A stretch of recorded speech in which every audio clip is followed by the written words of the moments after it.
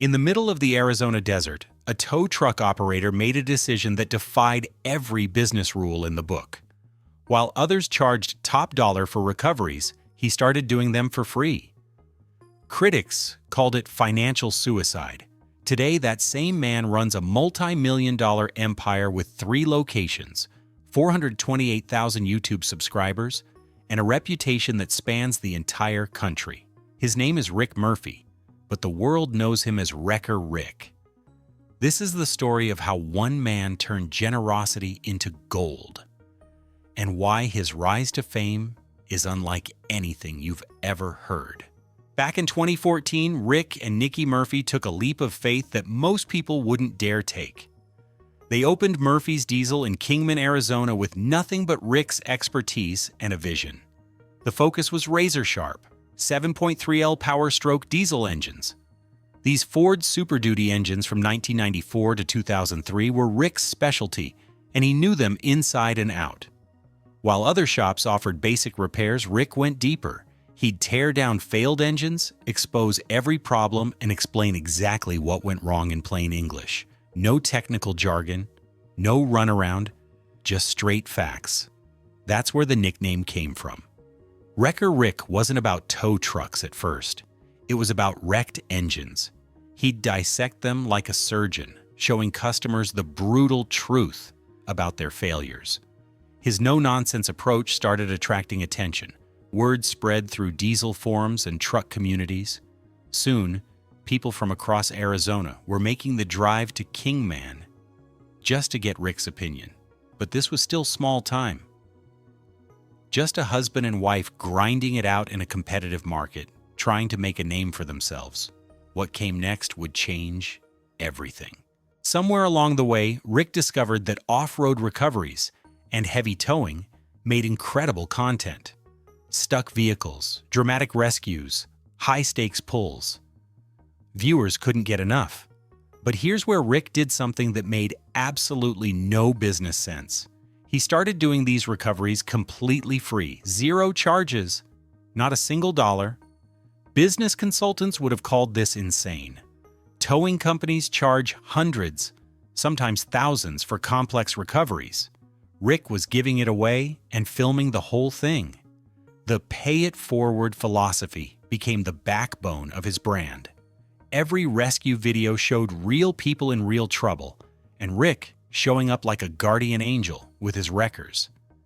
The emotional impact was massive. Viewers watched strangers break down in tears, offering money that Rick would refuse. When people absolutely insisted on paying, Rick had a system. He'd take that money and use it to help the next person for free. The strategy was genius because it wasn't really a strategy. It was genuine.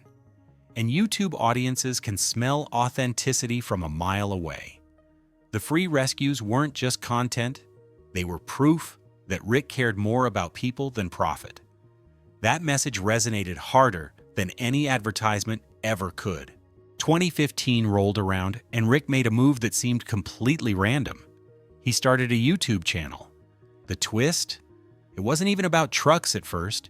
He dabbled in gaming content, testing the waters of online content creation. But by 2016, something clicked. Rick realized he could bring his diesel expertise to the screen. And that's when Murphy's Diesel YouTube channel truly began. He started filming engine teardowns, diagnostics, and repair processes. The camera work was rough. The editing was basic.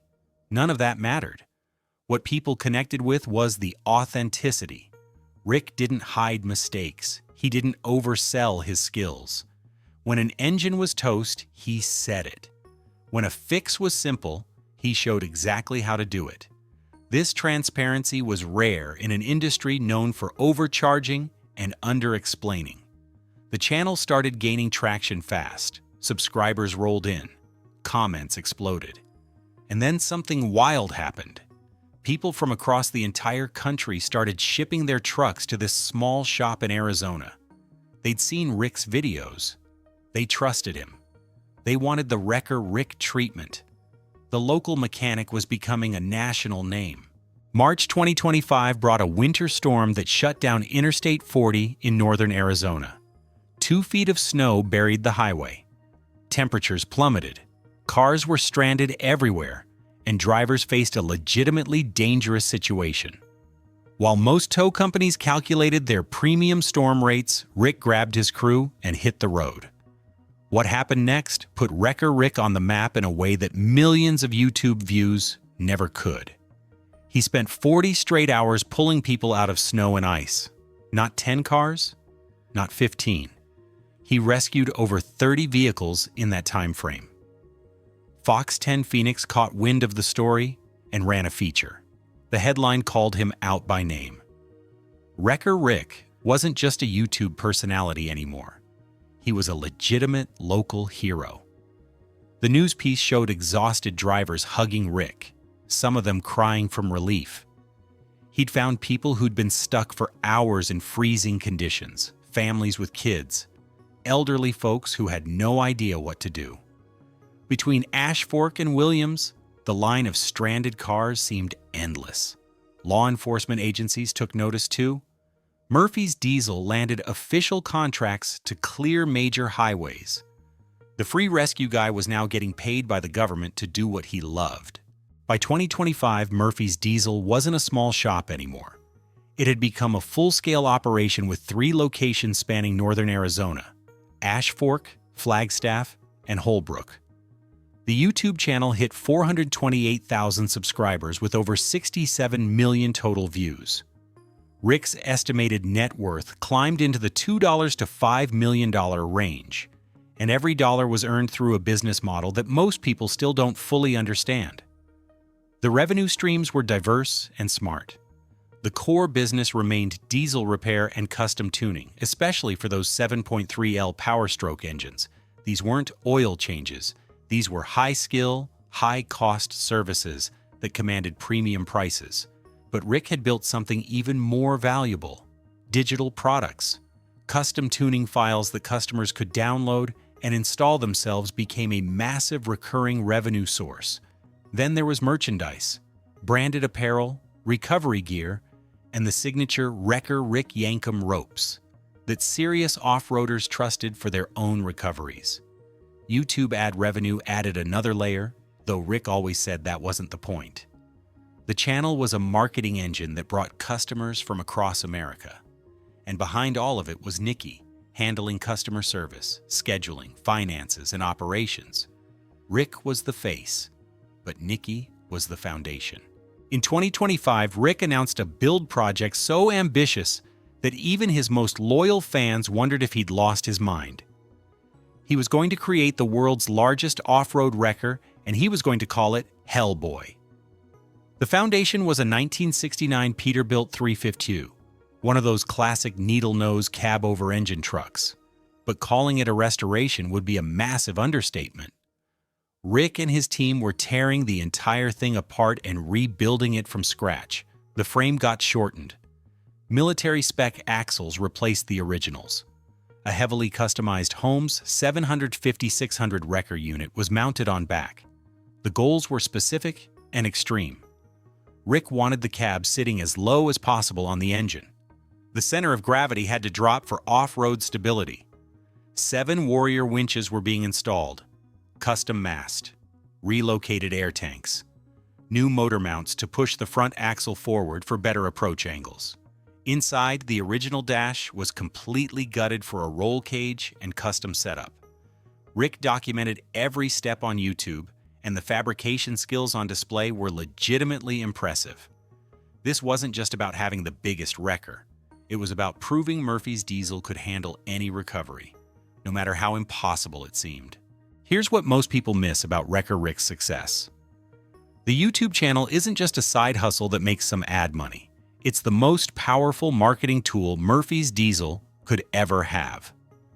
Traditional advertising for a towing company means local radio spots, maybe some billboards, yellow page listings that nobody reads anymore. Rick's approach flipped that completely. Every video is a demonstration of expertise, personality, and values.